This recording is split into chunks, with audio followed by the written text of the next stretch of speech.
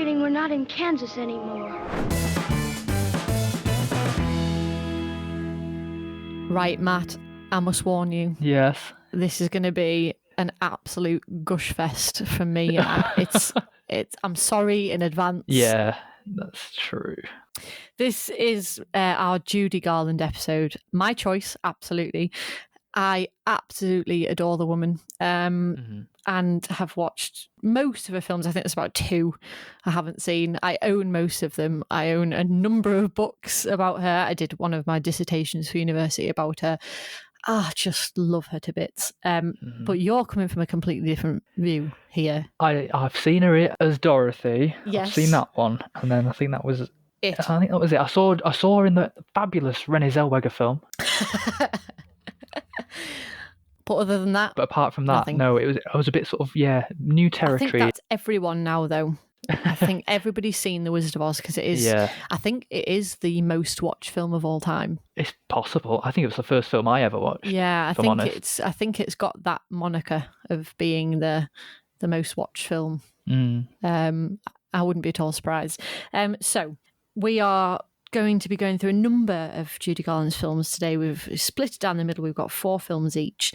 We're going to be going through a little bit about Hollywood at the time and the era she was working in, and how these things that were going on at the time affected her career and who she was. She's a brilliant case study for that era of cinema because she was a product and a victim of it. Absolutely. You've took the words out of my mouth. Good. Perfect. So I aim to please. What Judy Garland had is hard to put into words, but whatever it is, she had it. She was absolutely captivating to watch. Multiple critics have called her one of the most honest performers ever to grace the screen. The late Robert Osborne, the host of Turner Classic Movies, he said Judy was the all-around most talented person that has ever been in films to date, and she's one of the few stars of yesteryear who seems to be gaining more fans of every age bracket. Now, whether that's still the case, I don't know, but I wouldn't be surprised. And I think one of the reasons is because she had the trifecta. She could sing, and I mean, boy, could she sing. She could loudly. dance. Yes, very loudly. And she could act. And if you ask anyone in movies of that time and now, that is a rare thing. She could do it all. And she's been called the greatest entertainer of the 20th century. And I am firmly in that camp. That's a surprise. Yeah. I think it's mostly to do with what she brought to a performance in audiences was kind of unrivaled at the time. So I've got a little bit of information, then I'm going to jump straight in. So cool. Judy was born the 10th of June, 1922 in Grand Rapids, Minnesota, as Frances Ethel Gumm. Not a very Hollywood name. No, you might see why they changed it. And she signed a 7-year contract with MGM in 1935, aged just 13. And it was another 4 years until her big break in The Wizard of Oz. And in that time, she entered the Star Machine, part of the studio system. So the studio system was most popular through the 1920s to the 1960s. A golden era, allegedly. Yes, exactly. They call it the golden era of Hollywood. And the studio system basically was them producing the films, making these films on the backlot. They owned the theatres. They had a number of theatres in all over the country that they would put their own movies out in. So they distributed and exhibited their own movies. It was like a monopoly, wasn't it? Exactly. They owned the means of production and the exhibition and everything. It was a machine. Yeah, it really was a machine. They were at one point in, I think, about 1937, they were producing about 500 films a year. Like churning them out. Yeah, stars were making 2, 3, 4 pictures a year. Every year. Now, the star system was a huge part of this factory. So they would find the talent and they would put them through a series of whatever they thought was necessary to create a star. So they would change the name. They would create a origin story for them, because obviously their real life is just not interesting enough. Of course. So they would create a past for them, what they did, where they were from, who they were, and then they would kind of put them through almost like school, really. They would get dancing lessons, etiquette lessons, fencing lessons, horse riding, all these things. Mad, so that it? so they could basically do anything. Yeah, they could be a puppet, couldn't they? It's like, this is your persona, this is what we're going to make you do. Dance, monkey. Yeah, exactly. They changed everything about these people, and then they started putting them into movies and seeing how they performed, what were they best at, what could they do. And then they would release the movies and see if they took a hold with people, how popular these people were. Most of the stars, to be honest, who were the biggest at the time, came through that system. It's like an alter ego, though, isn't it? It's a celebrity alter ego that they had to they had to be this person. Yeah. Like I said, Judy signed a 7-year contract. That was the normal rate for a contract, was 7 years. And you were owned. Yeah. You couldn't get out only on very exceptional circumstances. Yeah, if you refused to do a film, you were suspended without pay, and they would add that time and the movie onto the end of your contract. Right. So you just were stuck there. Yeah. It was awful, really. The thing is, even if you were able to leave, you'd be disgraced, wouldn't it? Your reputation would be tarnished. Them and the media were like pals, and they could do all sorts. Well, exactly. And this is another way they owned you. They had these things called morality clauses. So you could only be seen doing certain things. That are favourable to the company. Yeah, exactly. Like women actresses could not leave the house without makeup. They had to be dressed up. They would set up dates between single male stars and actresses to like generate publicity. And then obviously tabloids and gossip columnists would be tipped off where they were going to be with photographers. It's just crazy, isn't it? The romantic moment. And it's just such a fake thing, isn't it? It's that whole American dream, and it's just not. It was completely fabricated. Yeah. And then you've got on the other side of it, any issues, so drug use or arrests, divorces, adultery, any of that, it was all hushed up because they owned the gossip columnists, basically. They would just pay them off. Yeah. So there was all sorts of things going on. And in regards to Judy, so obviously they changed that to Judy Garland, which was much more star-like. She was put on a diet. She was introduced to a national radio audience, and she was a consummate performer. So she did thousands, I would think, of tours and things for the studio. And by 1940, the year after The Wizard of Oz, she'd reached her peak star status. And she had songs and scripts written for built around her. Major composers from Irving Berlin, Cole Porter, Saul Chaplin, they all wrote new songs for her because as this huge star, she was money, basically, is the thing. She was money. It's a commodity, isn't it? Yeah, that's how they saw her. So they built things for her, around her. You're going to do this, you're going to do this. We've got this script for you. We're going to pair you with this person. We're going to do this. It was all built, and she was part of this factory. Yeah. So we're going to jump straight into the first movie now, which we're going to start with The Wizard of Oz, obviously, because how could you not? Of course, yeah. But before we do that, surprise, we are going to have a quiz. Now, what have you named this quiz, Matt? It's the Wizard of Oz. Yeah, this is the Wizard of Oz, and I think I've done like an easy, medium, and hard section, but actually the reality is it's probably medium, hard, extra hard. Right. Okay. Let's go.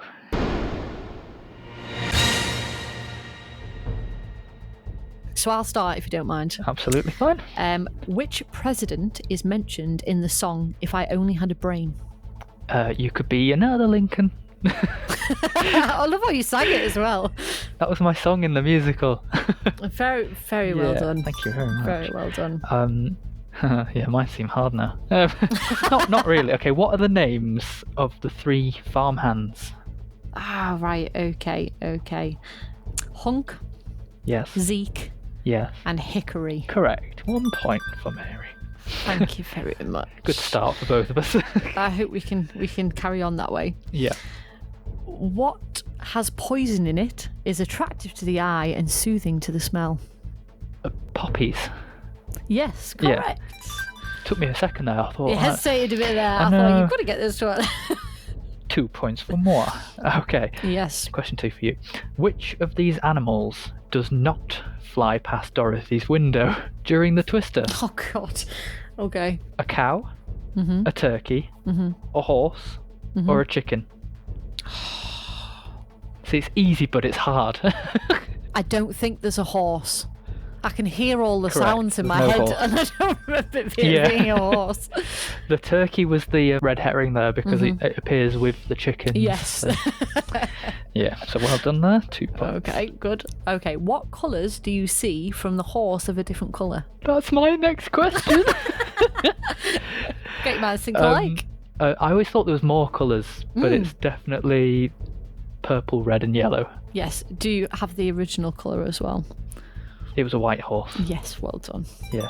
Okay, in the Cowardly Lions song, Oh, God. if he could be as brave as a blizzard, and the Scarecrow could be as clever as a gizzard, what would the Tin Man be as gentle as if the wizard gave him what he wanted?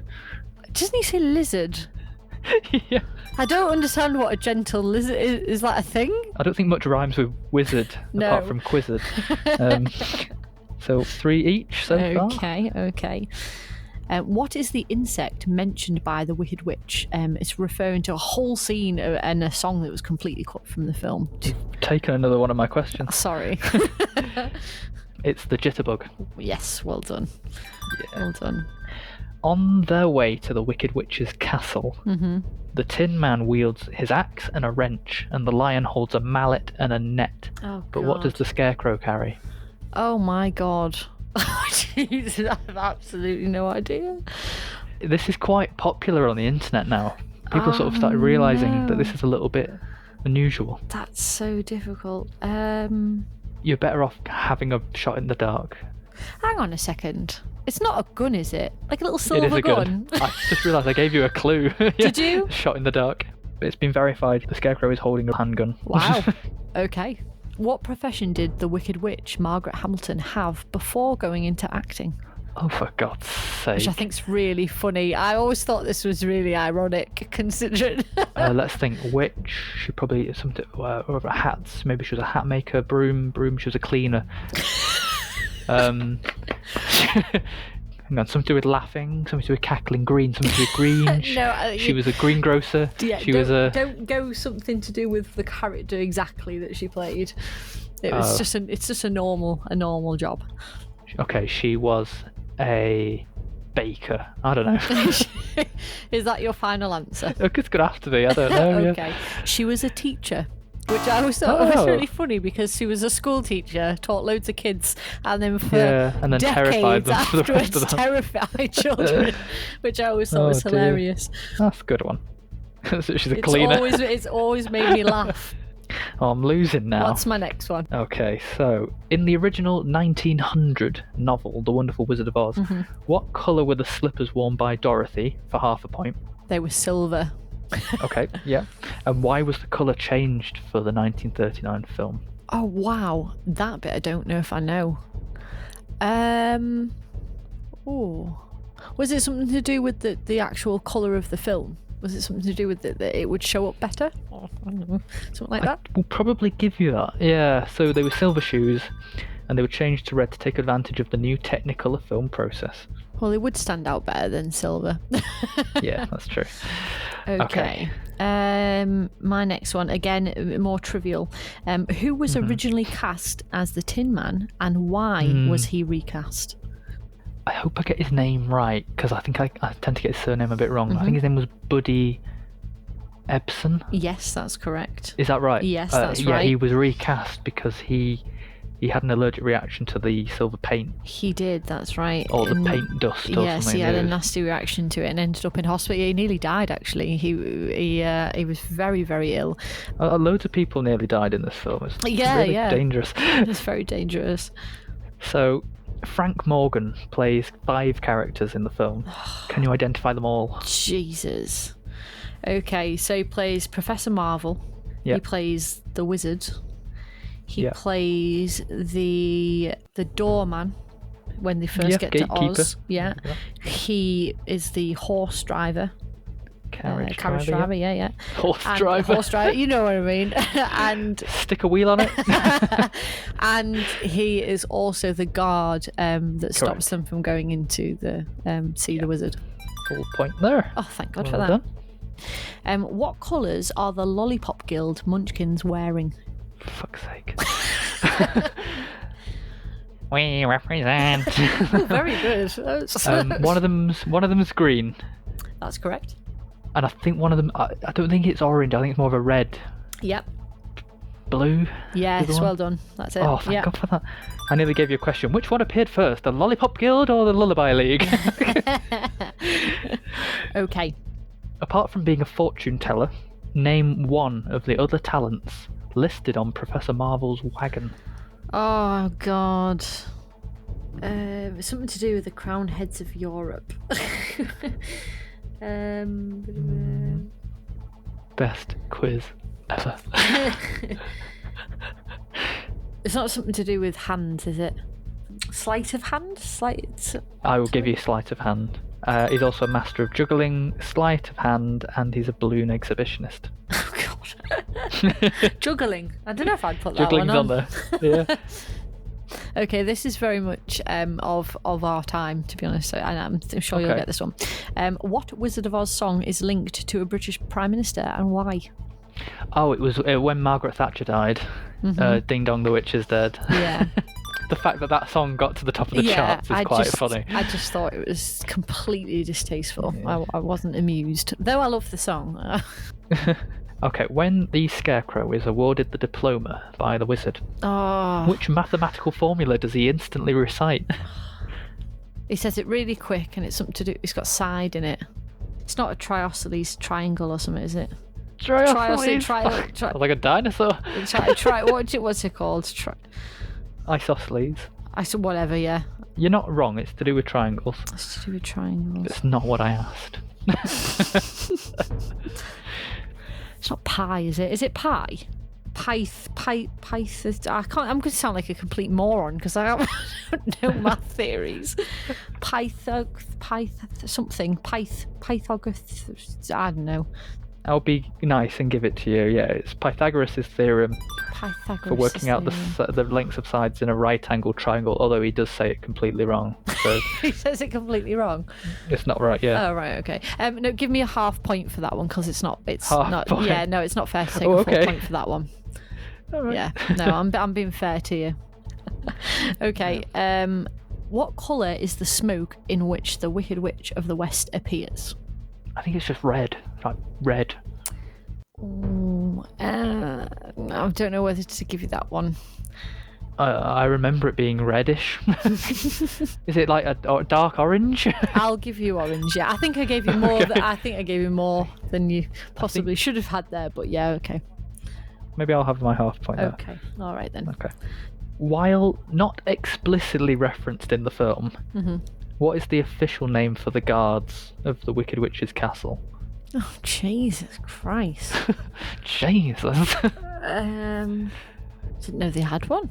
They do actually, and I did look. I went on Wikipedia, and somebody is credited, and they do have this title, I suppose, God. name.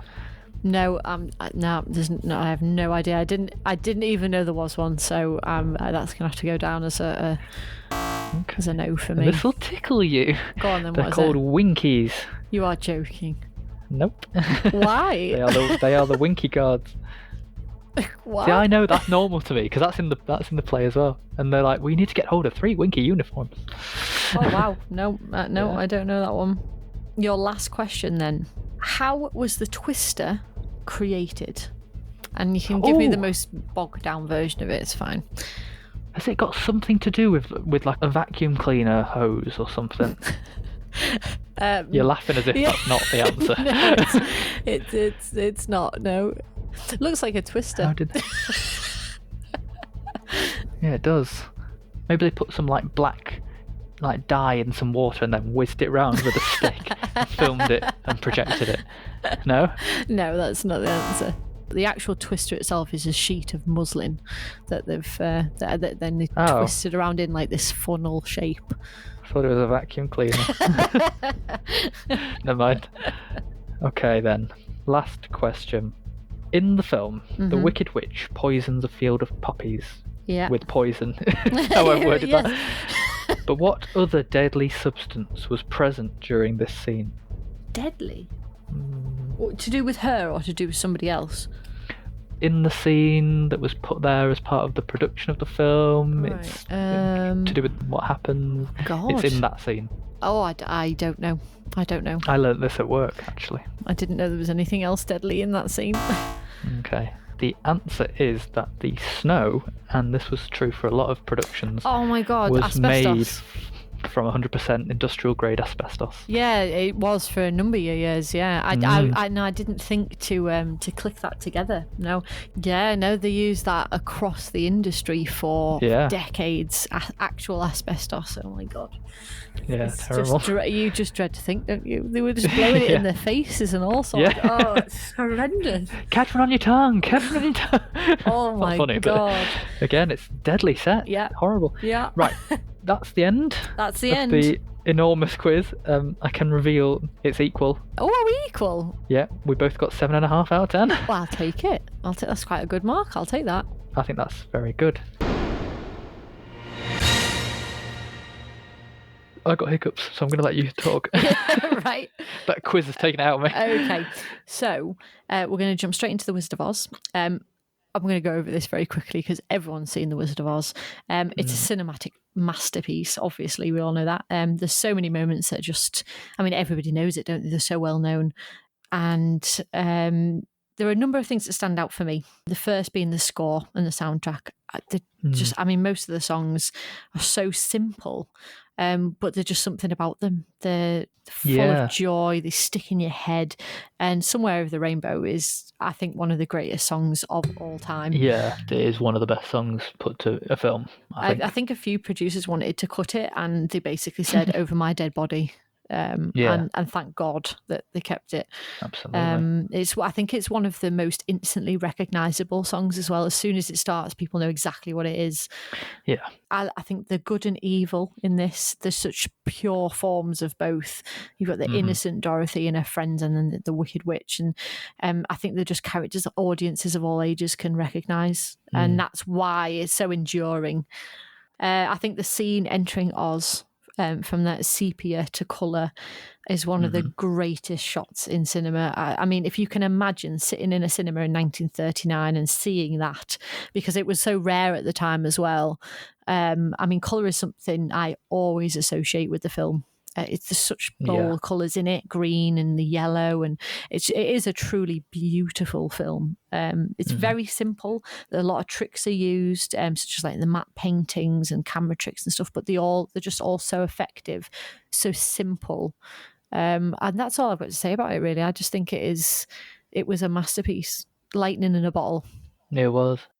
And I've got nothing else to say about it. I think absolutely brilliant. I love the vacuum cleaner scene. It's really good. Oh, funny. Okay, we're jumping into your first film. So tell us what it is and what you thought, because it's all new to you, this, wasn't it? It was, everything I hadn't seen before. So this is 1941, 2 years later, and it is Babes on Broadway, which is the one you suggested I go to, because there's a few similar ones. Babes in Arms, Babes on Broadway, Babes on the Beach, or something. I did make that up. Yes, and this is a big Busby Berkeley musical. I had heard his name before. Yeah, they were called putting on a show musicals. Backstage musicals and things like that, because they were basically all about kids putting on a show, basically. They wanted to be famous and be on the stage, be on Broadway. And that was, they were all built the same way. The format was exactly the same. They just changed the character names and a bit of the sets, and that was about it. True. Yeah, the name was a bit confusing, because going in not knowing what it's about, I thought it'd be like Showgirls and like Floozies or something, but it's not. Babes as in kids or young people. So you hit the nail on the head there. The preface of the film, and then they start this way. It's the promise of the American dream. It's about young people flocking to New York, wanting to be a Broadway star, climbing the ladder to stardom and success. And that's where we find the main character, who's played by Mickey Rooney. Again, first time I've seen him in a film before. Oh, haven't you seen Pete's Dragon? I've not even seen Pete, never mind his dragon. So yeah, he plays Tommy Williams, and he's sort of like a down on his luck performer. He's in a song and dance trio. He's playing for tips and things like that. But he ends up back at square one, and that's where he meets Penny Morris, who's Judy Garland, who's also down on her luck and feeling a bit like she's never going to make it. My life is over.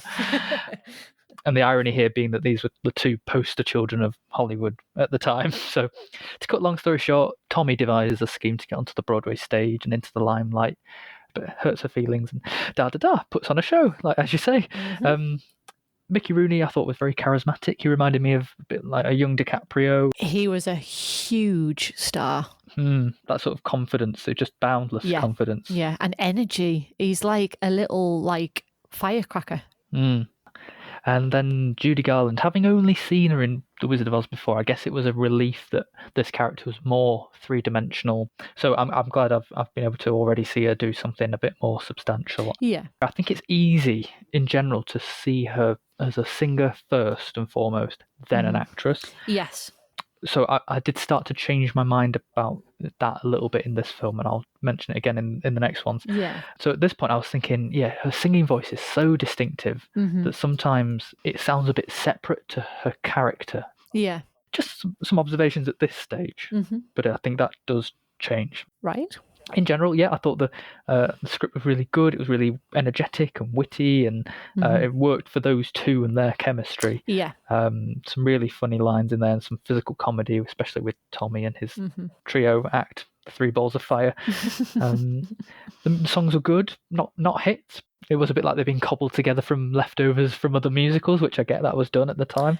Yeah, absolutely. They just swapped and changed a lot. So I think as a bit of a downside, I think about 40% of the film just feels like it's not really relevant to the story. It's just stuff happening, but I get it. That's what they did. And then the last part, it finishes on a wonderful. Yeah, you had a huge problem with part of it. It came so left field to me that I just didn't expect it. Yeah, from looking at it from a modern perspective. Yeah, it's totally. So the finale of the film is this great big minstrel show. It just came a bit out of the blue. It hadn't been mentioned this so far. No. It didn't seem to be on the cards, and then they just kind of went, and everyone loves a minstrel show. Black up, everyone. And I was like, it's okay. Very problematic looking at it today. now. Yeah, it's so racist. It's very bad. It's not even tasteful. No, it's really distasteful. Yeah. Broadway did a lot of it, so it's but it is extremely problematic for a modern audience. It's just a shame, really, because it just left such a bitter aftertaste of a film that actually I was quite enjoying. Yeah. Because I didn't see the relevance to the plot either. Like they just dumped the musical they were doing and did that instead. It just seemed so weird. That is something I'm going to bring up. It was just so weird. I will bring that up again when we carry on a little bit further. Terrific. I think I'm next as well. So I'm going to go on to Meet Me in St. Louise. I think we should go with Louis. I think we should stick with that one. Louis. See, I've got in my head it's Meet Me in St. Louis. So I don't know. This is my first question, really. It's not a question. I watched the film and I still don't know, but I did feel a bit better that 15 minutes in, some of the characters were actually having the same discussion. Nobody seems to really know. Yes, exactly. That's right. What's right or wrong. So I will call it Dorothy Singing at Windows, because she does a lot of singing in window frames. She does. And you think she would have learned after the last window incident, but that's our Dorothy. So it starts and there's a house, this big house, and there's people in it. I don't really know who anyone is at this point. And a girl walks in sneezing and she's singing, "Meet me in St. Louis." And I'm like, okay, where is this? And then I worked out that they live there. And I'm thinking, what is this morbid fascination with this place? And an old man joined in and everyone's singing and they're singing on the piano. And it's like, in my experience, when you've lived somewhere for quite a long time, maybe even all your life, you don't tend to sing about it like that. It's like me saying, "Oh, what a beautiful Preston," or But it did seem like a jolly nice place. You'll realise there's not much serious to take out of this film. No. So I've just written all my thoughts. It's so inherently sweet, isn't it? It's innocent, a different time entirely. Yeah, it was a simpler time. Yeah, it totally was 1903 and 4, isn't it? I think it's set. Yeah, in St. Louis or something. And then, basically, big family unit. In particular, there's 4 sisters. The second eldest is played by Judy Garland. She's called Esther, and her older sister's called Rose, and they're all very into boys and getting married and having the perfect proposal. And Judy's obsessed with the boy next door. It's just scheming people, and they're all romantics. You know what it reminded me of? What did it remind you of? It was like a few things. Little Women, obviously. Yes, it does have that feel. Not far off the period. It's sisters, things like that. It reminded me of Mary Poppins a lot, because the job that the dad has, the fact that they've got a cook, the layout of the house, I thought was very similar. Yeah, the staircase and stuff, and then August Osage County. So dinner scenes, family fights. and not quite to the dramatic violence of that movie. August Osage County, yeah. And I guess things like Pride and Prejudice, because there's like ball scenes, everyone knows I love a good ball or two. I want to go to a ball. Where's my ball? So yeah, there's loads of scenes that I really like key scenes. The dinner scene where the phone call's happening. Yeah, that's a very funny scene. The balls and the dances, I quite like that. It was good to hear the trolley song in context. I love that song. It's just such a great song, that. She just loves public transport. And then it sort of goes through the seasons, and I thought, it's a bit of a Christmas film eventually. That I watch it every Christmas. I'll admit I didn't understand where they were at the end. They were at the World's Fair. Well, I thought St. Louis had a fair every year, and that's why they were singing about it all the time. And that's but there wasn't a fair yet. I thought that's where they were going on the trolley. I thought they were going to the fair. No, they were going to where they were building it. Basically, at that time, they built a huge World Fair in St. Louis, and they've basically built the film around this kind of period in time because of that. Yeah. It was actually built there. No, you weren't to know. I thought they were going to the fair, and then the reason he said, the fair's about 7 months away, and I was like, so they've had this year's fair. And then they'll be going to the fair again next summer. And so anyway, I thought that's where they were going on the trolley. That's my review of Meet Me in St. Louis. I just want to say, if we're obviously talking about Garland, this was the first time she worked with Vincent Minnelli. I did write that in there somewhere. Who she married. You might recognise that name yes, as her daughter, Liza Minnelli, was born from this marriage. Yeah. And what he did in this movie, I don't think there's many movies where she looks so extraordinarily beautiful. He's and like you mentioned windows. He absolutely frames her in this film. It's gorgeously technicolor. There's lots of colour in this film, as well as The Wizard of Oz, but he frames her perfectly. The Boy Next Door is a perfect example, and Have Yourself a Merry Little Christmas, and she is beautiful in this. He makes her look amazing. And it's almost like he's loving her behind the camera. So I'm not at all surprised he got married afterwards. I see. Yeah, I really did enjoy it. I think I only took half a star off, and I can't remember what it was for. Probably not understanding where they were going on that trolley. Yeah, maybe it's slight plot issues for you there. Where are they going on this trolley, and why is everyone singing about St. Louis? Right, okay. Anyway. So we're jumping into to my next one, which was The Clock in 1945, or it's been renamed since Under the Clock, but its original title was The Clock. So this one is one of her few non-musical roles. She doesn't sing at all, and this is in black and white, this one. It's a war film, basically. You don't see any war. It's a soldier on leave. So Robert Walker is her partner. He's Joe, and Judy is Alice. And he's a soldier on leave, and she is living and working in New York. I should say as well, this was directed by Vincent Minnelli as well. Robert Walker is overwhelmed by this city. He turns round and round. He goes back into the station because it looks so big. And they have what would definitely count as a meet cute, as they say in The Holiday. Yeah. Judy Garland literally trips over his foot and breaks a heel on her shoe. Clumsy. And she agrees that he can go with her. They get the shoe fixed, and he asks if he can go a part of the way with her because he doesn't know where to go, what to do. He's not got his few days leave, and they end up like not parting for the entire time. And she keeps saying that she has to go home, but then she ends up going to the next place with him to go to a museum and different films. And this was filmed obviously at the very end of the war, so it has that feel. There's the soldiers and all the uniforms, and it very much feels of that time. Yeah, it can be quite a bittersweet thing, can't it? Yeah, sometimes? they're very much in the midst of it, and it's what life was like. There were like young couples meeting and being taken apart because of this uncertainty of the time. So he's a very sweet, naive country boy in the big city, and Alice's roommate tries to persuade her that she's just fallen for a pickup, but she's not convinced. She knows he's just lonely and has nowhere to go on his leave and doesn't know the city, and you can feel some kind of spark. But also she has this kind of maternal feeling to look out for him as well. So they spend the day together and the evening together, and unbelievably, you would not believe it, they deliver milk around the city like all night. They stay out all night. They meet a guy who they think he's a taxi, and he stops them, and he ends up getting hurt. So they deliver all the milk. Very random, but quite sweet. Unfortunately, they get separated in the morning, and they didn't even know each other's surnames. Oh. He's outside a building, and you hear the radio advertisement thing saying how many people are in the city. There's like 37 million, like all this, and you're just thinking, oh my god, all these millions of people in the city, how are they going to find each other again?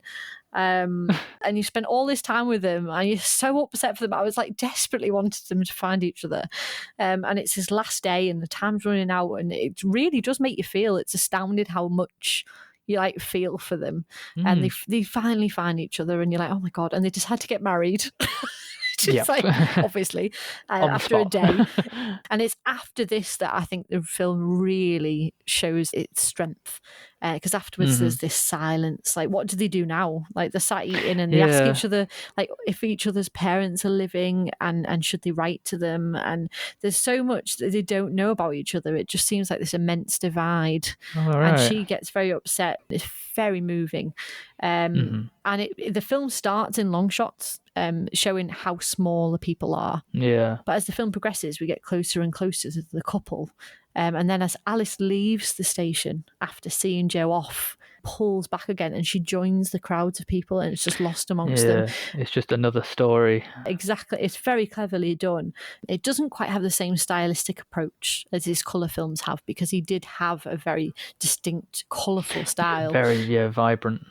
But it's a beautiful little film, really.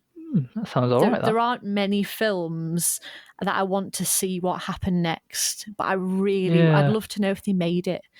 I thoroughly enjoyed the experience. I really enjoyed watching. I haven't watched it for years, and it really was a lovely little film. I really liked it. Yeah, really liked it. Now we're jumping in to Easter Parade. This is quite a favourite of mine. I do really like this one. So this is set in 1912 New York, when vaudeville was at its height. And you've got Don Hughes, played by Fred Astaire, and his dancing partner, played by Ann Miller. She leaves him, basically. She's going to become a solo act, and he needs a new partner, and he's bitter, and he says, well, I could get anyone to dance. I could teach anyone to do what she's done. And he goes into a bar, and he picks out Judy Garland's Hannah Brown. And he starts to do all the rehearsals with her, and it's just, things aren't working properly. It's not quite going well. It's not what it could be. And then he learns she can sing. So they changed the entire thing. He tried to make her into Ann Miller's character, but then realised that it was only going to work if she was herself. So they changed the whole act, and it becomes much better. And this love story, and they fall in love and all that. So this was supposed to star Gene Kelly, and it was all the way through its planning. They were the weekend before filming, and he broke his ankle playing volleyball. Apparently, he stamped his foot in frustration and broke his ankle. So consequently, Fred Astaire came out of retirement to take the role. And after this, it did so well, it completely revamped his career, and he went on for another decade, I think, after that. Wow. So the standout scenes for me, you've got Drum Crazy, which is Fred Astaire's first number, and it just shows all of his talents, his charm. Even though he's essentially stealing a toy from a child, in this scene. Uh-huh. But it's just I've always loved drums. I've played the drums since I was a kid, and I just love the way it's built. That scene, lots of tap in that scene. It really does shows his talents. And then you've got Shaking the Blues Away, which is another number, but this is actually performed by Ann Miller, she was one of the great tap dancers of the era. And it's not often that one of the side players provides such a showstopper number like this one. She really did get her time in this picture to make her mark, basically. And it shows off her talents really well. And coincidentally, Peter Lawford, who was the other kind of side character, he's also very memorable in this. He has a sweet English charm that makes you love him. So it's got a great kind of cast of characters in this. But the real standout for me is the Couple of Swells number. And this is two greats of the era having an amazing time at their best and really showing like their comedic chops, basically. So this song, they're dressed down like a pair of tramps. And this would have been hilarious in 1948 because obviously Astaire was known for his top hat and tails. So this was it's one of my favourite numbers of Judy Garland's, and it was an audience favourite. She performed it on a TV show like 15 years later, and it's very satirical. The lyrics are about meeting the Vanderbilts but not having the means to get there, mixed with this worn out clothing of the rich. It's just brilliantly performed by them. It really is a real standout. But that's what the film is really. It is just this plot built around a series of numbers, basically. Basically. But they're just so well done. They're both such star entertainers that it's just a joy to watch them do it. Go wrong. Yeah, it's just magic, really. Now, my last one. Now, this is significant because this was her last film at MGM. It was Summer Stock from 1950. So at this point in time, there were a lot of issues going on. She was very unreliable. She had a lot of issues. She was late to the set. She was proving a real problem. She'd been suspended for pulling out of Annie, Get Your Gun, which she dropped down to a dangerous, I think it was like 80 pounds or something. She looked ill. She's so thin, and she just was not in a good place. A lot of mental issues. She'd had prescription drug problems for a long time. Well, we will go into that after we've done this review. So this film was sort of made as a comfort for her. It was the last chance, I would say. There wasn't going to be another one, and it turned out there wasn't. But they did everything possible to make this picture possible and get her in it and able to complete it. I'll say that, and I'll talk about more as I go on.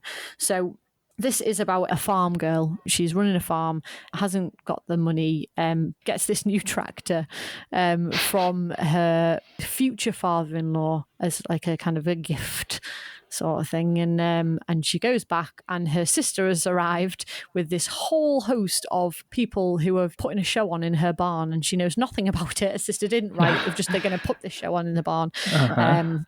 And Gene Kelly's running the show. It's his show. And they fall in love during this, even though he was with the sister to begin with. And it's about them putting on a show, and she does actually have talents, and she ends up kind of helping out with the show. And very simple plot. It's not one people mention when you mention her films, but actually it was really good. I mean, it starts as It Means to Go On.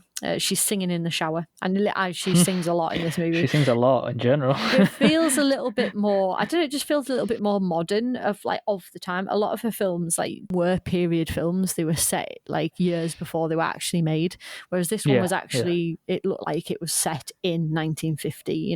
She's in the shower, you see a flash of skin. It wasn't like the other films. It wasn't old fashioned. Yeah, you could tell it didn't have the same sort of restrictions. Yeah, I mean, some of the film actually has some scenes that are out on location at the beginning, which was rare for a lot of the time because they were backlot films, musicals mostly. This is the third film that Gene Kelly and Judy did together. And he always credited Judy with showing him the ropes and being a huge support and showing him how to be on film, basically. So Summer Stock was essentially his way of kind of paying her back She was in a tough place, and this was him paying back that gratitude. And she was cheerleaded through this film, and supported by many people that she'd been friends with for years, and shown a loyalty to herself. So they all came in and rallied round her. But even so, she still asked to be let out of the movie. She started off fine, but it was hard work. It took a long time to get it made. And it was the last film she made for MGM. It ended a 15-year relationship and left her unemployed at 28 years old. Yeah. And considering it's the only thing you've ever known, really. She signed her contract at 13 years old. Yeah. That must have been really, really scary. Yeah, and in a way, it probably wasn't good for her either to let her go. This film, it doesn't have any great songs. Most of them were quite forgettable, but like all of his other films, it really shows Kelly's like blue collar dancing style, athleticism, and his entertainment factor. He could build a number out of just about anything, which shows a real genius for his craft. For instance, there's a number in this one where he builds the number around a squeaky floor, a newspaper, and his tap shoes. It's almost like musical Charlie Chaplin. He really does. He makes it look so easy.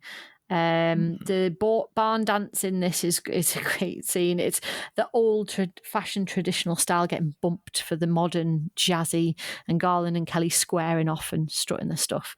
And they just have the greatest chemistry. They really do look great together. It doesn't matter who she dances with, Kelly, Astaire, anyone, all eyes are on her. And that was never the case with anyone else that they both danced with. But everybody watches Judy, and I genuinely believe she was made for a close-up.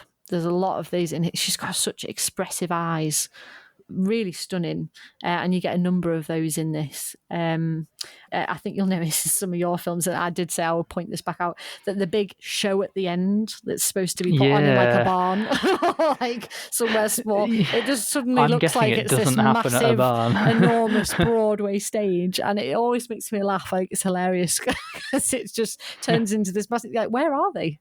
This isn't the same place, surely. This is massive. Just some dreamscape. The real showstopper in this is Get Happy. It looks like it's from a completely different movie, and it kind of, in a way, it was. It was filmed a few months later after the film wrapped, when they realised they needed a big number towards the end. It became an iconic number from her career, and that was the last thing she shot at MGM. So yeah, that was a joy to watch. I really did enjoy that one too. Now, we're getting into a little bit more serious. Today, when most people think of Judy Garland, they think of this tragedy, this tragic, like you said at the beginning, this victim.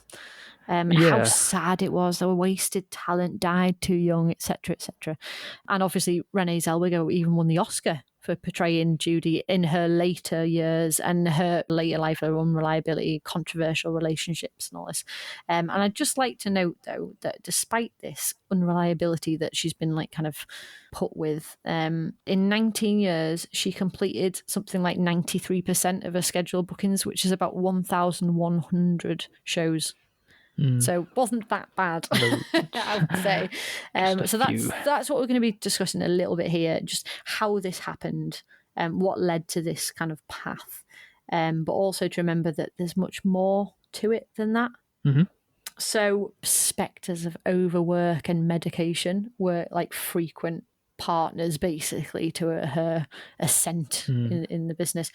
She was a very vulnerable, sensitive person, which made her talents so exceptional, but it left her, what they've said in the book I was reading, it left her ill-equipped. She was like an easy target for it. She couldn't withstand the relentless career flogging dictated by her abilities, basically. She was given a campaign to reduce this naturally plump 4'11" frame to this 95-pound thing, and to get her there, this is the key thing here, to get her to where they wanted her to be, they supplied her with Benzedrine as a weight suppressant, and its enervating effects were then counteracted with barbiturates. And that is where the story started. So They dieted her by using drugs, and loads of them say, Mickey Rooney agrees as well, they were constantly on uppers and downers. They were given uppers to get up in the morning to give them that energy to go. But then how do you sleep? So they were given downers so that they could sleep and actually get what they needed. They were just dosed up. It just built and built and built and built. She was, over the decade from 1940 to 50, in and out of sanatoriums. She was treated for exhaustion and medical withdrawal because she tried to shake the pills so many times. Yeah, but she'd probably spent more of her life on them than she had off them. Exactly. And it became a real issue, and it was a constant battle. My main point that I want to make is that Judy was exploited for her talent. She was, without a doubt, Metro's greatest asset at the time. She was making them millions of dollars, and they didn't want to stop that anytime soon. So when she was burnt out and ill and really suffering from what today would be considered serious mental health issues, the studio, instead of giving her the time she needed to leave the screen for a time and rest and regain her health, they just kept on pushing, giving her small breaks, which helped for a time, but in the end were never enough. And it became a never-ending loop until by 1950, when she did Summer Stock, they'd had enough.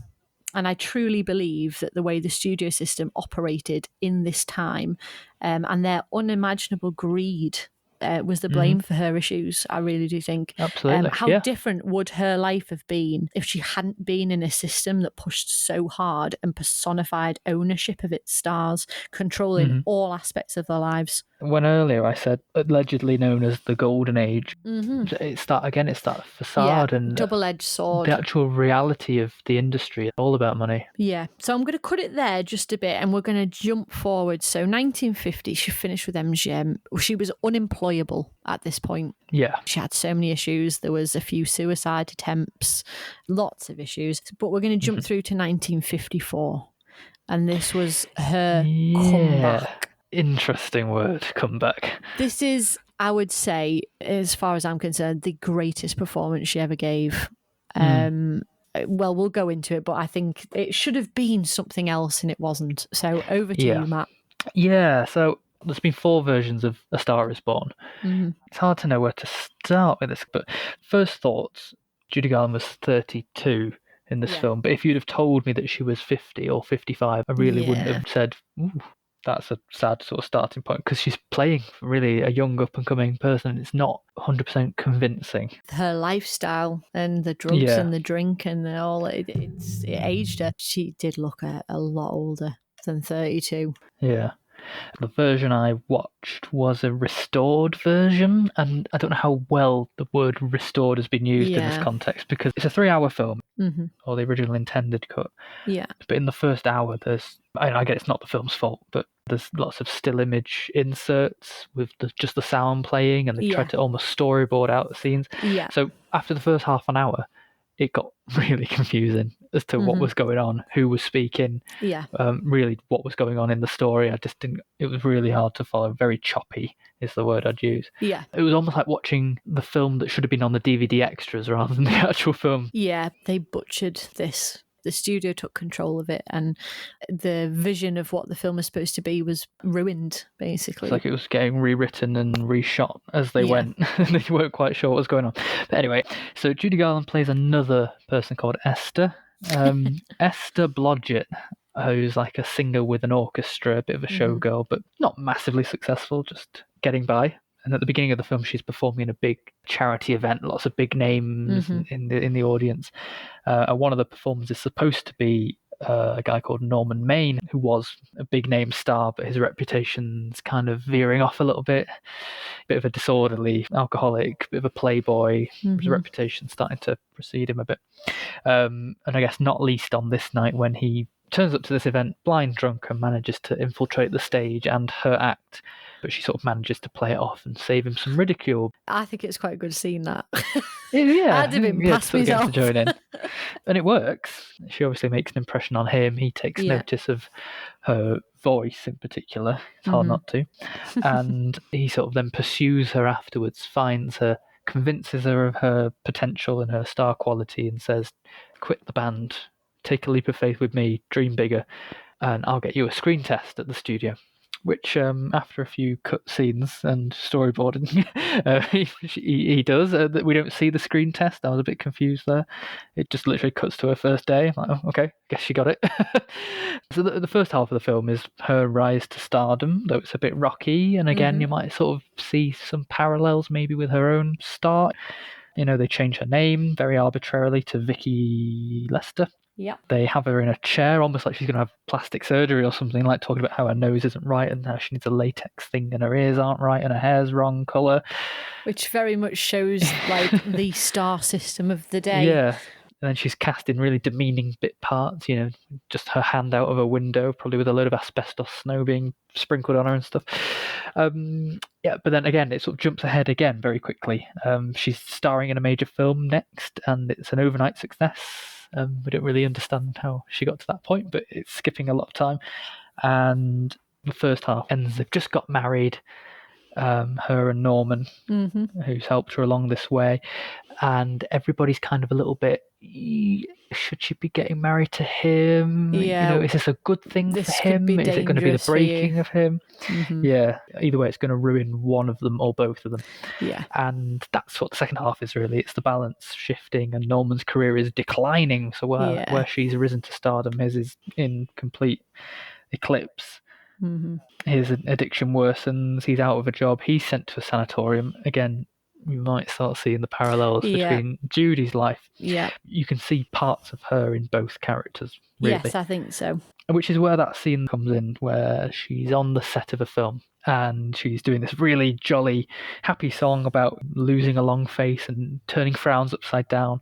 And between shots, you know, she jumps into her dressing room and speaks with the studio head, I think, and completely breaks down. Norman's in the sanatorium at this point, and she's saying, I thought I was going to be enough for him. I thought I was going to be the solution for everything, and I don't know what to do. It's heartbreaking, that scene. It's very well performed. She's fantastic in it. There's something realistic and genuinely real. It could have been Judy Garland sat having that conversation, and probably wouldn't have been much different. The director had sat down with her and said, you know how to play this. Yeah. You know this. And she did, which is so sad because she was him in a lot of ways. And to a point where she's saying she hates him could almost be construed as thinking, I hate me. Knowing what we know about her and what happened to her and who she was, and it's such a moving scene to watch. Yeah, it makes a great moment in the film, but it's also sad because, you know, it's art reflecting life. Exactly. Yeah, that scene in particular was really good. But there's other scenes where she's an absolute joy. And, you know, I think she's sometimes at her best when you just give her a great big room and a great big song and a great big set piece and just let her be daft with it, which is what happens in the, I think it's called Someone at Last scene, where she's putting on a show for Norman in their house. I love that scene. Yeah. It's one of my favourites.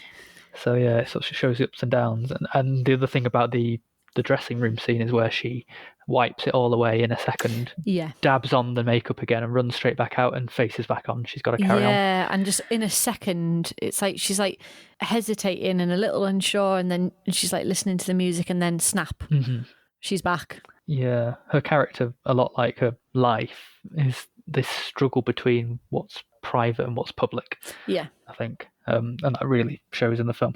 But then, I mean, I know you're very passionate about this part. So the film, like you say, it was a little bit botched. She's incredible in it. Yeah. But when it came to Oscar time, and there was almost this promise that this is your comeback, you're going to win an Oscar for this. And when it didn't happen, what was meant to be a massive comeback for her was actually a nail in the coffin, really. I'm sure she was in hospital with just having given birth to a son, I think, right, at the time. And they'd sent people out for photographers, like, because she was going to win this Oscar.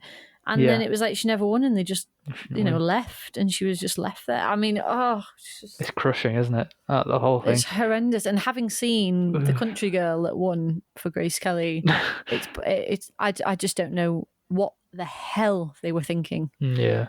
The thing is, in A Star Is Born, there is a scene where her character wins the Oscar, and even that's like a horrible moment because Norman turns up drunk and ruins her moment. But almost the reality, the real event was almost maybe worse than that, and more crushing. And this is the point where I touched on it earlier, where her as Judy Garland and her as a character merged. Mm-hmm. And I think that's why it was sort of the best performance she gave, because there was no two versions. There was no Judy the performer and Judy the whatever character she was playing. It was one person. Mm-hmm. It was about her. You could tell Yeah. that role and the journey of that character mirrored her life, and she mirrored it right back. And from an emotional standpoint, she was able to put a lot into it, and it worked. Again, sad that it did work in a way. Like you said at the beginning, she's very much thought of as a singer, not an actress. Yeah. But my God, she was fantastic. She really could act. She just wasn't given as many opportunities to do it. And then she didn't do a film for about 7 years. She did do a lot in this time, just films took rather a backseat. Yeah. So then 1961 is a very unusual year because of the role that she took.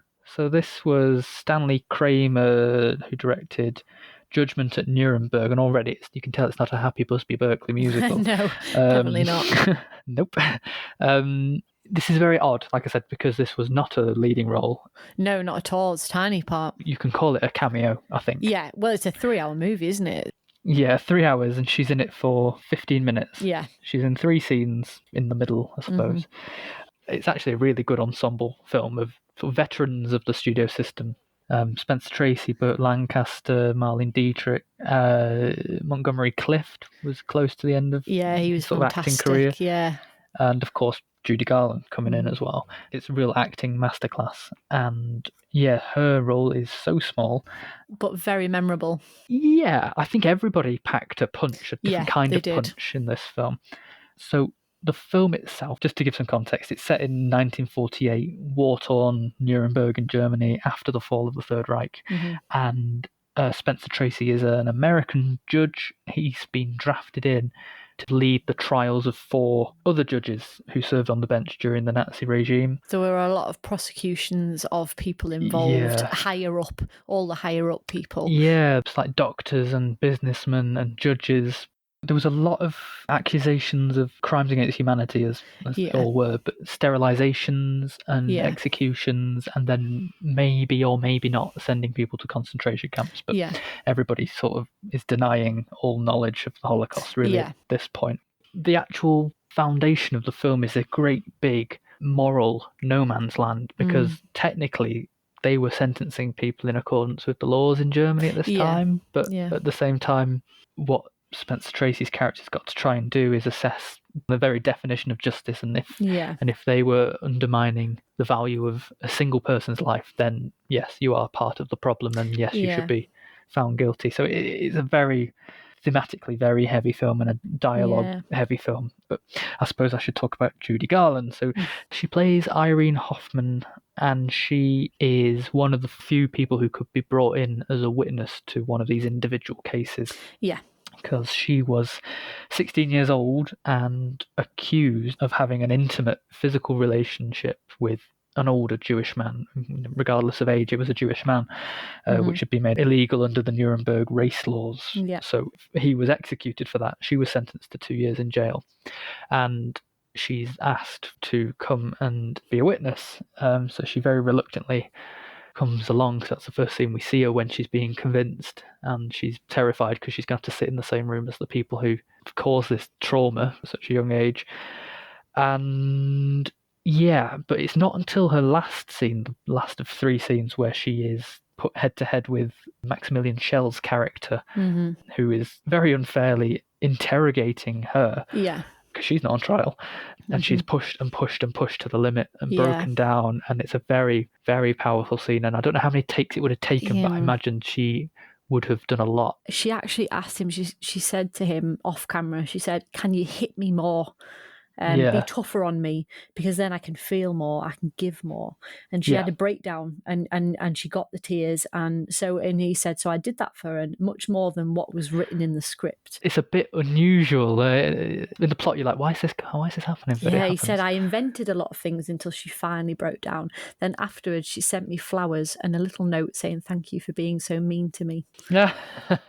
It's a very authentic scene. Yeah. It's horrendous to watch. But again, I think, especially in these later roles, I do sometimes question, how much of this is her acting and how much is this as her. But it kind of doesn't matter. It's her performance. Again, Stanley Kramer said, for Nuremberg, I chose a singer to portray a frumpy, highly emotional German Hausfrau who doesn't have a musical note in her throat. I must admit, I agonised quite a while over this one. Judy's personal problems were well known in the industry, but the very disorders that made it difficult to work with her fitted perfectly with the role. Though she may have been difficult for directors to handle, she had lost none of her skills as an actress, and they were all wonderfully evident in this role. One need say no more than to note that, despite her fame, she was able to make herself eminently believable as an anonymous German Hausfrau. Yeah, it's a completely unglamorous role. There's nothing about this that echoes anything she's done before. It's not the famed star Judy Garland making a cameo here. It was like the Uncanny Valley. I was like, I know that's Judy Garland. I can tell it's her, but I think that's what makes it so great. It's so far removed from what she's so used to, and so left field. It's so great, and it's such a great little performance. It almost steals the scene. You're just like, oh my God. There's a lot of scene stealers. Yeah, acting masterclass, like you say. Yeah, absolutely. I would recommend this to anybody to watch because I think it's I've got fantastic. to say, it's a 5-star film. If you've got the time to commit and you've got the right viewing environment and you're interested in the subject matter, this is a fantastic film. This is a 5-star film. Oh, brilliant. It's genius. It's a very, very good film. Mm-hmm. I really very liked impressive. Fantastic. So that's the movies. Yeah. We're just going to wrap it up with obviously giving a bit of perspective on this whole thing. So, like you said, it's a very double-edged sword, this studio era, this golden age of Hollywood. There's so many issues and problems that were swept under the rug. So many casualties, and Judy being the biggest, in my opinion. Yeah, absolutely. Yet there's so many timeless movies, classics that we come back to again and again. The sheer star power, like nothing we've ever seen and won't again. And it was the studio system and its star machine that created all that. So we've got all this amazing positivity, this wealth of material, yet there's this other side to it, this dark side to it. And in 1960, an anonymous MGM executive actually admitted, he said, I see now that we exploited Judy in many ways. We treated her like a property instead of a kid. At the time, we thought we were doing her a favour. She had come up from nothing at all. We set her up for a lifetime of money and success. If the rest of us expected to ride along with her, that was only natural. Mm-hmm. The studio system was a factory. They called it a factory. Yeah. And this factory was run by movie moguls whose main interest was money, not art. Yeah, art was what the directors were trying for, and that came a lot lower down. But this was a business. Yeah, again, very hypocritical. Yes, MGM's slogan is art for art's sake. Exactly. Which is, and I'm sorry, but ridiculous. I think they were all blinded by money, and profits and success aren't everything. I'm sorry, but they're just not. And what they did to some of these people, it was tragic is the word I would use. However, if you talk to anyone, watch the interviews, anyone who knew Judy Garland, and you'll get none of that sadness. Yeah. They light up talking about her, how much fun she was, how they cherished spending time with her, how she was the life and soul of a party, how special she was. And despite all the misery, all this heaped onto her legacy, this tragedy, all this stuff over the past 50 years, ultimately, she brought so much joy to so many people and still does. And so many people who knew her said she loved to laugh. She was such a laugh. And her own daughter, Lorna Luff, said, yes, tragic things happened to my mother, but she was not a tragedy. A tragic person, yeah. And this is what you've just said. She also said only a few years ago, actually, that her mother was a victim of the studio system, exactly what you said at the beginning there. Right. But it also gave her the ability to channel her talent to all of us. It was a real double-edged sword. Yeah, she still had that purpose. She was almost put on this earth to entertain, and she did. Exactly. It was the studio system that created all of these horrible problems for her, but without it, we wouldn't have her. And that's why we say she's such a good case study for that era. Yeah. So that's So that's it. a nice, That's it. nice Lovely. way to end it. Lovely tragic ending. And they Very all die sad. at the end. I really hope everybody's enjoyed it and learned a little bit, and I hope that people will go out and watch some more of her movies. Well, I did. Well, you did, and it worked out quite well. Yeah. But yeah, no, I'm glad I had. There's obviously a lot more to it than Dorothy, I think. Absolutely. Yeah. Right, okay. So, lightning fast, which film would you recommend? Am I allowed to pick one of yours? Yes. Yes. I would say because it really shows everything, like the whole spectrum of what she could do, I would say Watch a Star Is Born. It's a good one. That's fine. I wasn't going to pick that one. Yeah, it's got the acting, the singing, the dance. It's got it all in there. So I'd say if you're going to go and watch one, watch that one. Yeah. I thought I'd decided, but maybe I haven't. Different recommendations for different people, I suppose. Yeah. I imagine a lot of people have probably seen Meet Me in St. Louis. I don't know, Louis. I don't know if they have. I think more people would enjoy that. I think you were very right when you said it's got that tone of Little Women. So if people Yeah, it's enjoyed very Little Little Women Women. Yeah. that came out last year, you would probably get a lot of this. There's just You music get in the it. sense of like a family saga, Yeah. really. Chronicled over a year, and lots of happy things happen. But I think Judgment at Nuremberg. I know it's a Judy Garland episode, so. No, it still is a cracking film. I think that's a 5-star film. I couldn't fault it. It's very long, but there wasn't a second that I thought was out of place or not at the right pace it should have been. Yeah.